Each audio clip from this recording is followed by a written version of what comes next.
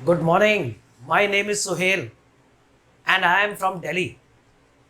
आज हम solution chapter को आगे बढ़ा रहे हैं और आपको याद होगा कि लेक्चर्स हमने जो पिछले लिए थे उसमें कॉलिगेटिव प्रॉपर्टीज़ क्या होती हैं, कौन कौन सी होती हैं, ये हम कर चुके थे।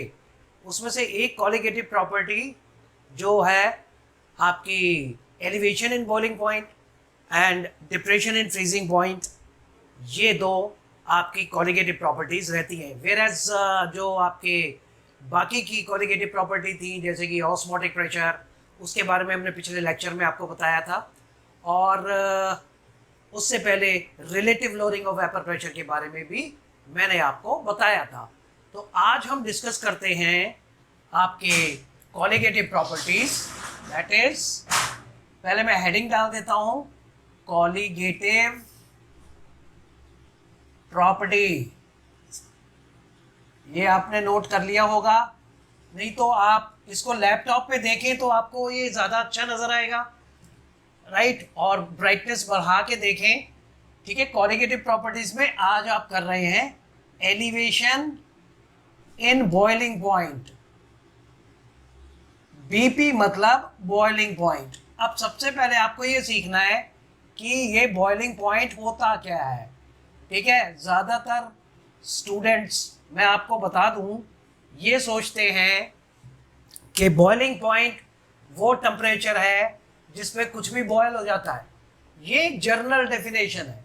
बॉइलिंग पॉइंट एक टेम्परेचर है, यानी कि टेम्परेचर एट विच हम लिख सकते हैं वेपर प्रेशर, किसी भी सब्सटेंस का जो वेपर प्रेशर है, ठीक है ना, राइट, वो इक्वल हो जाता है एटमॉस्फेरिक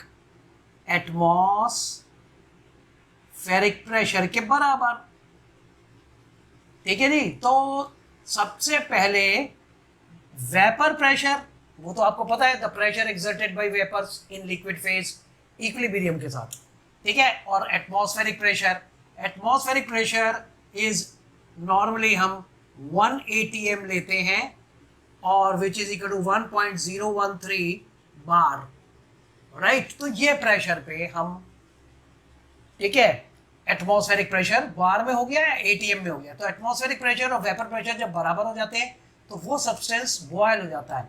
इसका मतलब ये हुआ, इट मीन्स, मैं आपको बता दूं, ठीक है ना, वाटर जो है, जो कि हम ज़्यादातर सॉल्वेंट की तरह यूज़ करते हैं, ठीक है, जो वाटर बॉयल्स, कब बॉयल होता है, बॉयल्स एट, राइट, आपको भी पता है 100 डिग्री सेल्सियस पे, यानी कि 373 केल्विन पे ये बॉयल हो जाता है, right. It means water boils at 100 degree, ठीक है ना।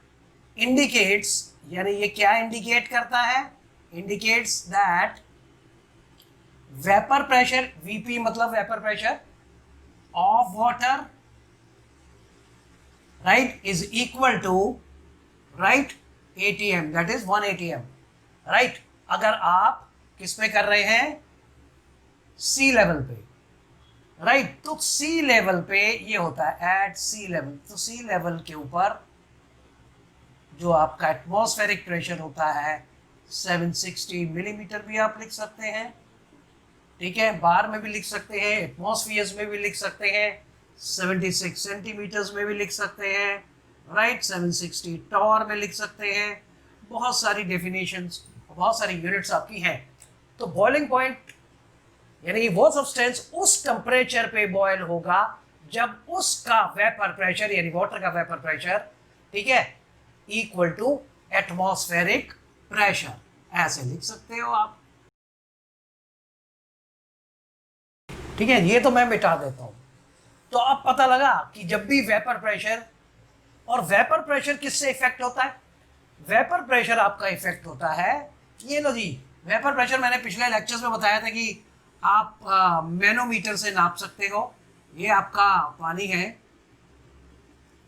ठीक है जी, इसके अंदर एक यू शेप ट्यूब लगी होती है और उसमें मरकरी भरा होता है, मार्किंग होती है, राइट। तो इसको हम आपका बोलते हैं मैनोमीटर, मैनोमीटर। और ये वेपर्स हैं, इवापोरेट हुआ सरफेस पे से, राइट, और एंटर हो गई वेपर फेज में, और वो इसके ऊपर प्रेशर लगाएंगी और ये यहाँ पे आपके मार्किंग होती है जैसे थर्मामीटर में होती है, ठीक है। तो ये बढ़ता चला जाता है। तो दिस इज द, तो जब इन दोनों के बीच में इक्विलिब्रियम अटेन जाता है तो यहाँ पे रीडिंग कांस्टेंट हो जाती है, और जब कांस्टेंट हो जाती है तो वही वेपर प्रेशर, ठीक है, उस सब्सटेंस का होता है, राइट। तो वेपर प्रेशर जो उस सब्सटेंस का है वो डिफरेंट टेम्परेचर पे डिफरेंट होता है, राइट, और एक पर्टिकुलर टेम्परेचर पे वेपर प्रेशर किसी भी सब्सटेंस का वो कांस्टेंट होता है। और अब हम देखेंगे एलिवेशन। मान लीजिए आपको भी पता है, मैंने आपको पिछले लेक्चर्स में आपको बताया था कि vapour pressure is inversely proportional to boiling point, alright, and boiling point is also inversely proportional to freezing point, right। तो अगर वेपर प्रेशर बढ़ रहा है तो बॉइलिंग पॉइंट घटेगा, और अगर वेपर प्रेशर घट रहा है, घट क्यों रहा है, इफ वीपी लोअर्स, अगर वो लोअर होता है, ठीक है ना, due to presence of non volatile solute, ये तो आपने पढ़ा हुआ है आइडियल और नॉन आइडियल सॉल्यूशन के अंदर, vapour pressure of non ideal. So if vapour pressure lowers due to presence of non volatile solute, right, as a result, आप नोट भी कर सकते हो साथ साथ, नहीं तो वीडियो को पॉज करके कर सकते हो, non volatile solute, as a result, right, boiling point, right, increases, that we call increases। तो जब जब नॉन वॉलेटाइल सॉल्यूट कौन से, जैसे कि salt, right, sugar, right, urea, ये सब आपके सॉल्यूशन के अंदर यहाँ पे नॉन वॉलेटाइल सॉल्यूट होंगे तो वेपर प्रेशर आपका लोअर हो जाएगा। मैंने आपके लिए ये बना दिया है। तो due to presence of these क्या होगा, वेपर प्रेशर, ओके, लोअर्स। और जब जब वेपर प्रेशर इनवर्सली प्रोपोर्शनल है किसके, बॉइलिंग पॉइंट के, तो बॉइलिंग पॉइंट बढ़ जाएगा। यानी कि जैसे मान लो इसके अंदर 10 ग्राम आपके सॉल्ट है, कुछ लोरिंग हुई, 20 ग्राम कर दिया तो और ज्यादा लोरिंग हो जाएगी। यानी कि जो लोरिंग है that is directly proportional to the what, vapour, यानी कि lowering of VP is directly proportional to X B, where X B क्या है, XB is N2 by N1 plus में N2, यानी कि सॉल्यूट, राइट, यानी कि क्या आ गया, ये मोल फ्रैक्शन। बहुत ही इजी है, अरे केमिस्ट्री में सब कुछ इजी है, समझने वाला होना चाहिए और समझाने वाला, right.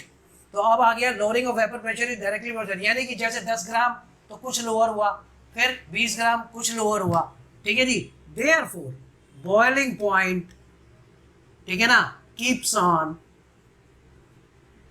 On also increasing, right, increasing मतलब और एलिवेट्स। तो एलिवेशन होना या इंक्रीज होना एक ही बात है, ये बात आपको समझ में आ गई होगी यहां तक, ठीक है जी। तो lowering of vapour pressure is directly proportional to X B, और जैसे जैसे ये लोअरिंग होगी वेपर प्रेशर की, यहां हम लोअर कर देते हैं, ठीक है, तो बॉइलिंग पॉइंट आपका क्या हो जाएगा, एलिवेट, और फ्रीजिंग पॉइंट डिप्रेस, इसको बोलेंगे डिप्रेशन, फ्रीजिंग पॉइंट एफपी, इसमें इसको हम बोलेंगे elevation in boiling point. Normal water, मान लो ये वाटर है, इसके अंदर नॉन वॉलेटाइल सॉल्यूट है, राइट, ये इसकी वेपर्स है। अब आपके दो बीकर हैं, एक के अंदर, ठीक है जी, 500 ml पानी है, दूसरे में भी 500 ml पानी है, इक्वल अमाउंट ऑफ पानी, ठीक है। इसमें 5 ग्राम NaCl है, इसमें, ठीक है जी, 20 ग्राम मान लेते हैं, ज्यादा कर लेते हैं, 20 ग्राम NaCl है। तो इसके अंदर लोअरिंग ज्यादा होगी, और जितनी ज्यादा लोअरिंग होगी उतना ज्यादा बॉइलिंग पॉइंट बढ़ जाएगा। इस प्रॉब्लम को सॉल्व करने के लिए यहाँ पे हम इसको ग्राफिकली समझेंगे, ठीक है।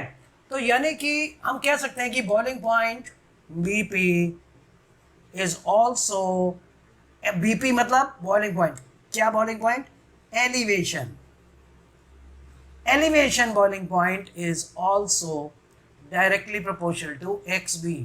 xb क्या है, बेसिकली मोलैलिटी, क्योंकि किसी अमाउंट में होगी ना वो सॉल्वेंट के। तो ये तीन चीजें आप सीख गए। ओके, कितनी इजी है, सारे कोरिलेशन यहाँ लिखे हुए हैं, मैं इनको बिताने जा रहा हूँ, आप चाहो तो इसको नोट कर सकते हो। ठीक है जी, आगे चलते हैं। Right, okay, let's see another factor जो आपको समझना है, ठीक है, वो मैं आपको अब बताता हूं। तो हमने ये कहा जैसे जैसे सॉल्ट बढ़ता जाएगा, मान लो 5 ग्राम, और ये है प्योर वाटर, प्योर वाटर कितने में बॉयल हो रहा है, 100 डिग्री पे। 5 ग्राम डाला, मान लो ये हो गया 110 डिग्री, क्योंकि बॉइलिंग पॉइंट एलिवेट हो जाएगा। 20 ग्राम डाला तो हो सकता है ये 150 डिग्री हो जाए, हम मान लेते हैं, एग्जैक्टली तो निकालना पड़ेगा। तो कहने का मेरा मतलब है कि बॉइलिंग पॉइंट एलिवेट हो रहा है, बढ़ रहा है। So higher is the amount of solute, higher is amount, AMT मतलब अमाउंट ऑफ सॉल्यूट। अब सॉल्यूट भी कौन सा, is that right, non volatile solute, ठीक है। ग्रेटर इज एलिवेशन, एलिवेशन, ठीक है ना, किसमें, इन बॉइलिंग पॉइंट। सो ये तो बॉइलिंग पॉइंट, इसका मतलब हमारे हाथ में हुआ, नॉन वोलेटाइल सॉल्यूट ज्यादा ज्यादा डालते जाओ और बॉइलिंग पॉइंट को बढ़ाते जाओ, ठीक है जी। तो हम ये कह रहे हैं, अब हम आपको इसके बीच में कोरिलेशन बताएंगे, यानी कि वेपर प्रेशर और टेम्परेचर। आपको ये भी पता है कि सारी कहानी कहां से शुरू हुई, वेपर प्रेशर से। वेपर प्रेशर उसके बाद आपने पढ़ा, ठीक है जी, किससे रिलेटेड है, मोल फ्रैक्शन से, मोल फ्रैक्शन से, राइट। मोल फ्रैक्शन किसका, प्लीज रिमेंबर, हम नॉन वोलेटाइल सॉल्यूट कर रहे हैं, तभी एलिवेट होगा, क्योंकि एलिवेशन आपके कोर्स में है नॉन वोलेटाइल सॉल्यूट, ठीक है। और उसका रिलेशन आपका है बॉइलिंग पॉइंट से, ठीक है जी, बॉइलिंग पॉइंट, राइट। और वो बॉइलिंग पॉइंट क्या है, दैट इज एलिवेशन होता जाएगा, राइट। और फिर वेपर प्रेशर का इसका मेन रिलेशन टेम्परेचर पे। इसको हम लिख सकते हैं कि vapour pressure is directly proportional to TEMP, मतलब टेम्परेचर। जितना ज्यादा टेम्परेचर बढ़ाएंगे, more and more vapours will be formed, more vapour pressure will be there. Vapour pressure directly proportional है किसके, टेम्परेचर के, ठीक है जी। तो बॉइलिंग पॉइंट क्या हुआ, the temperature at which vapour pressure of the substance becomes equal to the atmospheric pressure, ठीक है जी। अब आप देखिए, इसको हम ग्राफिकली आपको समझाने जा रहे हैं। ये वेपर प्रेशर डायरेक्टली प्रोपोर्शनल का मतलब है सिंपल, आपके मैनोमीटर में अगर इसके अंदर आप वोलेटाइल सॉल्यूट डाल देंगे तो और टेम्परेचर बढ़ाते जाएंगे, तब भी वेपर प्रेशर तो बढ़ेगा ही, राइट। तो ये बात को हम डिनाई नहीं कर सकते। ये कोरिलेशन फिर से एक बार आपके सामने आ गया, आप इसको नोट कर सकते हो, वीडियो पॉज करके भी और वैसे भी, ठीक है जी। सारी चीज मैं आपको CBSE के हिसाब से पढ़ा रहा हूँ, और CBSE के हिसाब से आपको ये चीज सीखनी है कि एलिवेशन और उसके यूजेस क्या हैं, हम क्यों पढ़ रहे हैं, ठीक है ना। हम कोई पागल थोड़ी हैं जो इसको पढ़ रहे हैं, और इसलिए भी नहीं पढ़ रहे कि कोर्स में इसको आप अप्लाई कहाँ करेंगे, तो अप्लाइड साइंसेस के अंदर ये सारी चीजें आ सकती हैं, राइट। और इन्हीं का एप्लीकेशन आप आगे जब ये खत्म हो जाएगा तो पढ़ेंगे। सो ग्राफिकली अब मैं आपको बताता हूं, इधर कोई फिगर बनाते हैं, यह तो आप समझ गए होंगे, राइट। ये मैं मिटा देता हूं। अब आप एक और चीज देखें, we will be doing a graph between the temperature and vapor pressure। आपको भी पता है वेपर प्रेशर डायरेक्टली प्रोपोर्शनल है टेम्परेचर के।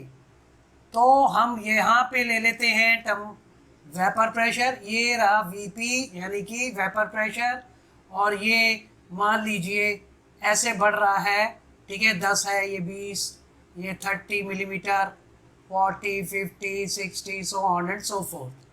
और ये दो कर्व बना लेंगे हम, ये मैं बताता हूँ आपको क्या है, और ये टेम्परेचर है।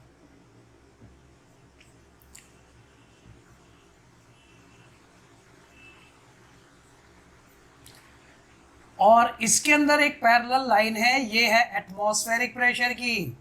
क्या है ये? Atmospheric pressure. तो लो जी, ये एटमॉस्फेरिक प्रेशर हो गया। और ये जो लाइन है डॉटेड लाइन, ये इन दोनों कर्व को यहाँ पे इंटरसेक्ट कर रही है। इस कर्व का नाम हम दे देते हैं ए बी कर्व, इसका नाम दे देते हैं C D. Okay, now let's see what exactly happens. ठीक है जी, तो ए बी किसका है? सॉल्वेंट का, सॉल्वेंट। और ये किसका है? सॉल्यूशन का। सो अब मैं दोनों बना भी देता हूं। ये रहा आपका सॉल्वेंट, तो इसमें है सॉल्वेंट मतलब कि कोई सॉल्यूट नहीं है, इसमें सॉल्वेंट की ही वेपर है। तो इसका और इसका नाम दे देते हैं ए, और दूसरा हम सॉल्यूशन बनाते हैं, राइट, सॉल्यूशन। अब सॉल्यूशन में क्या है? सॉल्यूट है प्लस सॉल्वेंट भी है, अब दोनों है। और सॉल्यूट जो है वो आपका नॉन वॉलेटाइल है, ठीक है, नॉन वॉलेटाइल सॉल्यूट। और इस बीकर का नाम दे देते हैं, मैनोमीटर मान लो, बी। तो आपका vapour pressure, right, of B is less than A, क्योंकि इसके अंदर कुछ सॉल्यूट पार्टिकल्स सरफेस पे जगह घेर लेंगे, जिसकी वजह से आपके सॉल्वेंट पार्टिकल्स यहाँ वेपर फेज में लेस एंटर करेंगे कंपैरेटिवली टू ए। ए के अंदर तो सारे वेपर्स आपके सॉल्वेंट के ही होंगे क्योंकि सॉल्यूट ही नहीं है। तो इसमें lowering takes place, lowering of VP होगा, इसमें नहीं होगा, राइट। अब लोअरिंग कितनी होगी? अगर नॉन वॉलेटाइल सॉल्यूट 5 ग्राम है तो उस हिसाब से लोअरिंग होगी, 10 ग्राम है तो ज़्यादा लोअरिंग होगी। आप समझ गए? सो यानी कि लोअरिंग जो भी हो रही है वेपर, तो और आपको ये भी तो हमने पहले बताया। अब आप देखो कर्व ए बी, तो पहला पॉइंट आप लिख सकते हैं कि कर्व ए बी, ठीक है, लाइज अबव, ठीक है ना, curve C D, because vapour pressure of solvent, ठीक है जी, is always higher, always higher, अकेले कंपोनेंट का ऑलवेज हायर, ठीक है ना। इसलिए कर्व ए बी जो है आपका, राइट, हम ए यहां बना देते हैं, बी यहां कर देते हैं, सो तो आपको ज्यादा अच्छा समझ में आएगा, राइट। तो ये, और टेम्परेचर इधर को बढ़ रहा है, प्लीज रिमेंबर, टेम्परेचर के वेपर प्रेशर डायरेक्टली प्रोपोर्शनल होता है, ठीक है ना। तो अगर हम टेम्परेचर बढ़ाते जाएंगे कर्व ए बी का, तो इस पॉइंट पे इसका टेम्परेचर, यानी कि ये वेपर प्रेशर है, ये देखो यहाँ पे 40 है, यहाँ पे 45 पे ये है, 50 पे ये है, और ये 55 पे ये आ गया। तो वेपर प्रेशर ऊपर को बढ़ता जा रहा है। वेपर प्रेशर एटमॉस्फेरिक प्रेशर के बराबर हो जाता है एट पॉइंट, इसका नाम दे देते हैं ई, ए बी सी डी और ये वाला E. So at E vapour pressure of, please remember, solvent is equal to ठीक है ना, atmospheric pressure P, therefore E is called, ठीक है ना, क्या कहलाएगा, बॉइलिंग पॉइंट ऑफ सॉल्वेंट, और सॉल्वेंट क्या था, वाटर, यानी कि इसका बॉइलिंग पॉइंट कितना होगा, यानी कि 100 डिग्री सेल्सियस टेम्परेचर पे एटमॉस्फेरिक प्रेशर के बराबर वेपर प्रेशर हो जाएगा सॉल्वेंट का, अगर वो वाटर है तो, अगर वो वाटर है तो। ये बात आ गई समझ में। तो पॉइंट ई क्या हुआ, पॉइंट ई हुआ बॉइलिंग पॉइंट ऑफ सॉल्वेंट, ठीक है जी। इसी तरह पॉइंट नंबर 2 हम आपको बताते हैं, ठीक है जी। पॉइंट नंबर 2 के अंदर आप ये देखिए, point number 2, right, the curve CD lies below AB, below AB, because, अब इसका रीजन ये क्यों है नीचे, because solution has, right, non-volatile solute, non-volatile solute, right, इसको हम लिख सकते हैं present in it, right, therefore vapor pressure of solution, solvent नहीं लिखेंगे, solution decreases, decreases means आप कह सकते हैं lowers, lowers, तो ये lower हो गया। तो बेसिकली तो ये E एट टेम्परेचर T1, यानी इस टेम्परेचर पे सॉल्वेंट जो है वो बॉयल हो जाता है, ये है T2, इस टेम्परेचर पे सॉल्यूशन बॉयल हो जाएगा, मगर ये जो डिफरेंस होगा इसको क्या बोलोगे, delta TB, please remember, delta TB is elevation, elevation, ठीक है ना, किसमें, इन बॉइलिंग पॉइंट BP, ये आप कह सकते हैं। अगर 5 ग्राम डाला तो मान लो आपका एलिवेशन इतना हुआ, अगर 10 ग्राम डाला तो वेपर प्रेशर और ज़्यादा लोअर हो जाएगा, तो बॉइलिंग पॉइंट और बढ़ जाएगा। यानी हमने ये भी बताया था boiling point is inversely proportional to vapour pressure, ठीक है। तो फिर ये ग्राफ में ऐसे आ जाएगा, फिर अगर 15 ग्राम की जगह 25 ग्राम डाला तो और ज़्यादा डिफरेंस आ जाएगा, यानी डेल्टा TB की वैल्यू बढ़ती जाएगी। सो vapour pressure of solution decreases, यानी कि लोअर हो जाएगा। देयरफॉर एट, इसको मान लेते हैं F, at F, right, vapour pressure is equal to atmospheric pressure हो जाएगा।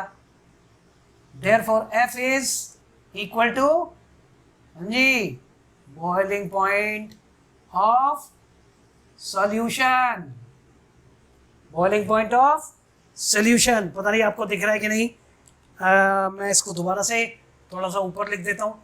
तो ये पता लग गया कर्व AB और CD एक दूसरे के नीचे क्यों है, ये सॉल्वेंट है प्योर, ये सॉल्यूशन में नॉन वोलेटाइल सॉल्यूट है, तो इसको आपको यहाँ एटमॉस्फेरिक प्रेशर के बराबर करने के लिए यहाँ से यहाँ तक ज़्यादा हीट करना पड़ेगा, क्योंकि इसका वेपर प्रेशर लोअर हो गया था after addition of non volatile solute, right. Therefore F is called, right, boiling point of solution. एक तो ये, क्योंकि F पे क्यों, reason, because at F, right, vapor pressure is equal to, right, atmospheric pressure P, ठीक है जी। एक तो ये बात आ गई समझ में। अब आप एक लास्ट चीज और कर लीजिए, तो ये ग्राफ को आपको काफी क्लियर हो गया होगा, राइट। अब मैं आपको एक और चीज बताता हूँ, ये ग्राफ मैं मिटा रहा हूँ, शायद आपने बना लिया होगा, ये फिगर्स भी मिटा रहा हूँ, ठीक है। अब हम एक और चीज करते हैं, ये हम यहां जानते हैं, since we know that, right, higher is AMT, amount of solute, right, greater is elevation, greater is elevation किसमें? in boiling point, right? यानी कि अगर हम एक मैनोमीटर ले रहे हैं, उसके अंदर एक सोल्यूशन है, ठीक है, सोल्यूशन के अंदर सॉल्यूट है, सॉल्वेंट है, सॉल्यूट और ये है सॉल्वेंट, ठीक है जी। अब देखो आप, तो सॉल्यूट है, पहले हमने डाला 5 ग्राम, फिर डाला 10 ग्राम, फिर डाला 15 ग्राम, 20 and so on and so fourth. जैसे जैसे सॉल्यूट बढ़ता जाएगा वेपर प्रेशर कम होता जाएगा, और वेपर प्रेशर कम होता जाएगा तो बॉइलिंग पॉइंट एलिवेट होता जाएगा, एलिवेशन ज़्यादा होती जाएगी, यानी कि दैट इज, ठीक है ना, delta TB is directly proportional to, ठीक है ना, अमाउंट ऑफ सॉल्यूट। और अमाउंट ऑफ सॉल्यूट का क्या मतलब है? Delta TB is equal to KB, यानी कि प्रोपोर्शनैलिटी, इसको हम बोलते हैं, ठीक है, एब्यूलियोस्कोपिक constant,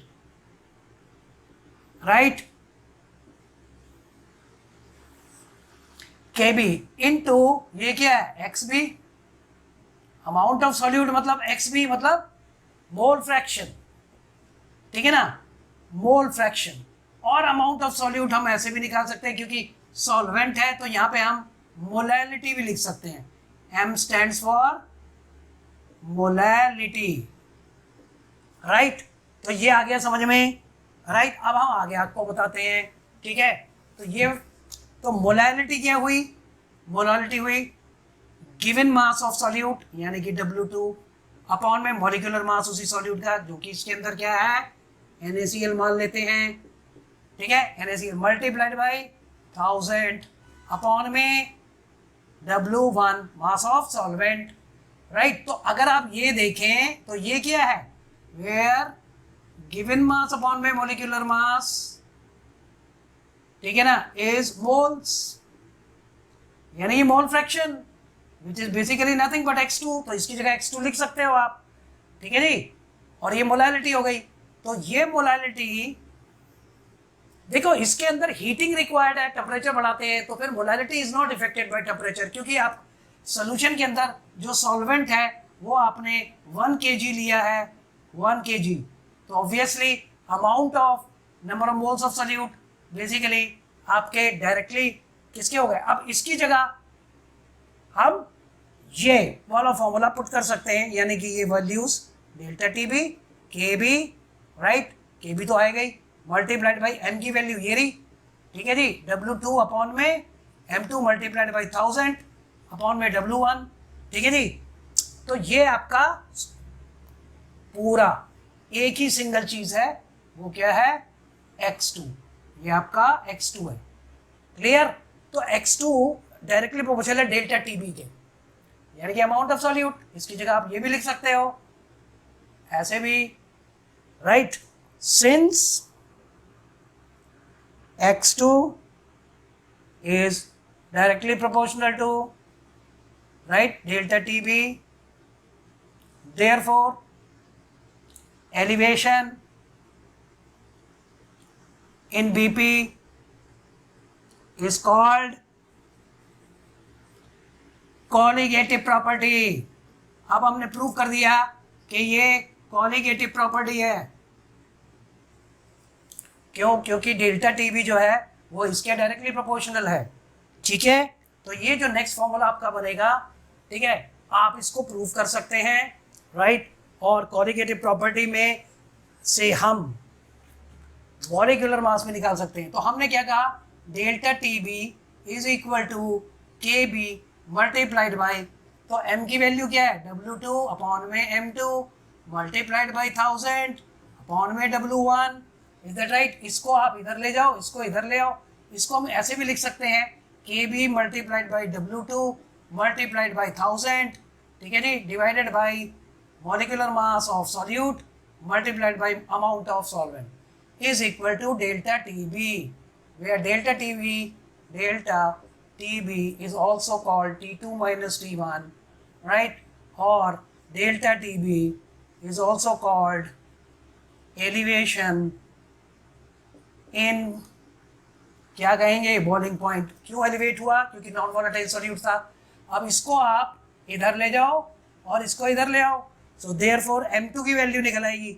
M2 will be equal to, is that right, आपका KB multiplied by W2 multiplied by 1000, ठीक है जी, divided by delta TB multiplied by W1। So M2 यानी कि molecular mass of the solute can be calculated provided कि ये solution ideal है। Remember, ये सोल्यूशन अगर आइडियल है तभी आप ये निकाल सकते हैं, ठीक है। और ये हमने प्रूव किया एक कर्व दूसरे कर्व के ऊपर क्यों है। अपने लैंग्वेज में भी आप इसको एलिवेशन इन बॉइलिंग पॉइंट को बता सकते हैं, उसके कारण बता सकते हैं, उसका डेरिवेशन कर सकते हैं, इसके ऊपर न्यूमेरिकल्स कर सकते हैं। न्यूमेरिकल्स बहुत ईजी हैं, is that right. Simple numerical आएंगे बोर्ड में, मैं आपको पहले बता दूं, कोई बहुत बड़ा मुश्किल नहीं, 3 या 4 न्यूमेरिकल आने के चांस हैं। वैसे 4 नहीं आएंगे, मैं पक्का कह रहा हूँ, जहाँ तक मेरी उम्मीद है, ठीक है ना।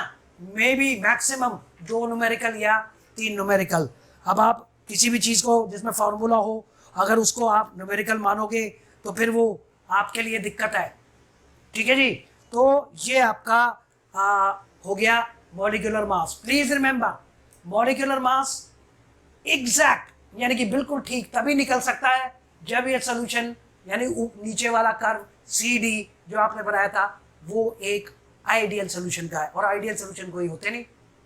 तो फिर क्या होता है, फिर मॉलिक्यूलर मास ठीक नहीं आते, इसी को तो बोलते हैं एबनॉर्मल मॉलिक्यूलर मास दिखा रहा है। भाई क्यों दिखा रही है और क्यों दिखा रहा है? इसलिए दिखा रहा है कि सोल्यूशन आइडियल नहीं है, क्योंकि आइडियल सॉल्यूशंस आर हाइपोथेटिकल, जैसे कि ideal gases are hypothetical. This is all for today, thank you very much.